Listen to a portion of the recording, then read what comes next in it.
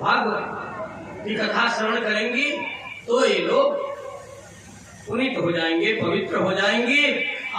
सब ठीक हो जाएगा। अब नारद जी महाराज ने कहा कि महाराज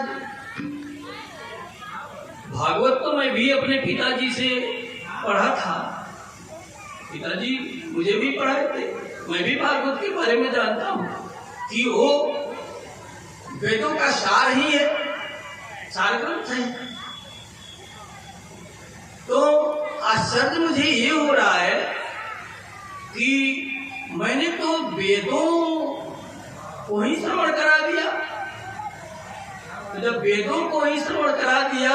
उपनिषदों को श्रवण करा दिया, गीता पाठम मुहुर्मुहुर इसको बारंबार सुना दिया, तो जब भागवत तो ये जब वेदों को ही मैंने सुना दिया और उसी वेद से भागवत लिया गया है, उसी का सार ग्रंथ है, तो जब उससे नहीं हुआ कुछ तो ये भागवत से क्या हो जाएगा। चारों भैयाओं ने मुस्कुराया और कहा कि नारद विश्वास नहीं हो रहा है। तो अनेकों दृष्टांत महात्माओं ने दिया, कहा कि नारद अरे आम्र का वृक्ष और उस आम का वृक्ष वो से ही वो आम्र फल निकला हुआ है, आम्र के वृक्ष से ही वो आम्र फल निकला हुआ है, और आम रस जो होता है कितना मधुर होता है अमरस। अब कोई कहे कि तो इस आम के पेड़ से ही निकला हुआ है और उसका छाल चबाने लग जाए और कहे कि इसमें तो स्वादे नहीं आ रहा है, तो कहां से स्वाद आएगा।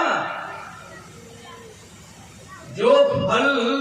आम के फल में जो रस है उस वृक्ष के छाल में, वृक्ष में नहीं है, वो कदापि नहीं प्राप्त हो सकता, आम्र में ही प्राप्त होगा वो रस। अच्छा महाराज, हाँ, अब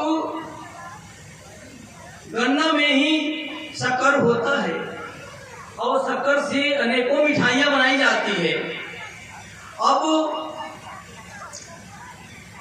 ईख का रस और उसमें कहे कि इसी से भाई वो शक्कर प्राप्त होता है और उसमें अनेकों मिठाइयां बन जाती है। अभी ईख के रस में ही मिठाइयां बना लो तो कदापि नहीं बनने वाली है।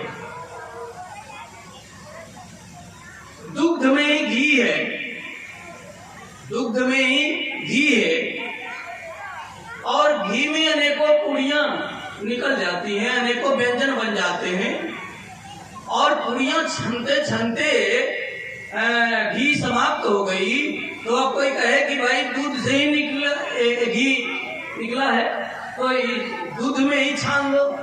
तो किसी काल में बनने वाली नहीं है पूरी। अनेकों दृष्टांत दे करके जब नारद जी को इन चारों भैयाओं ने समझाया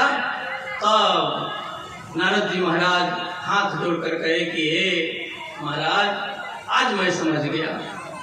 समझ गया कि चाहे कितना भी कोई वेद वेदांत पढ़ ले, लेकिन जब तक आपके जैसा महात्माओं का जब तक सानिध्य प्राप्त नहीं होता, जब तक आप जैसे महात्माओं का चरण रज प्राप्त नहीं होता, तब तक उस शास्त्रों का गुह्य रहस्य को वो नहीं समझ पाता। इसलिए अब आप ही लोग कथा को सुनाइए, मैं व्यवस्था करता हूँ और आप लोग बताइए कि कहाँ सुनना उचित रहेगा, कहाँ अच्छा रहेगा, व्यवस्था मैं करता हूँ, आप लोग बस सुनाइए। तो चारों भैयाओं ने कहा कि हे नारद हमें तो बहुत सुंदर भूमि, पवित्र भूमि